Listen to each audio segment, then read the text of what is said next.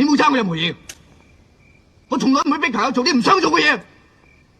我有自己嘅原則，我就唔想成世俾人撳住嚟打。你好中意同人恨啊！我衰咗3年，我等一個機會，爭翻口氣，唔係要證明話俾人聽我威，只係想話俾人聽我唔見咗嘅嘢，我想自己攞翻。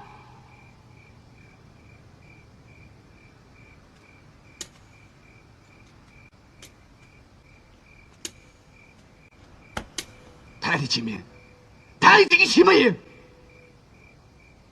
做衰人嗰時俾人鬧，做好人嗰陣連行2步都俾人跟蹤啊！你有爭取過機會咩？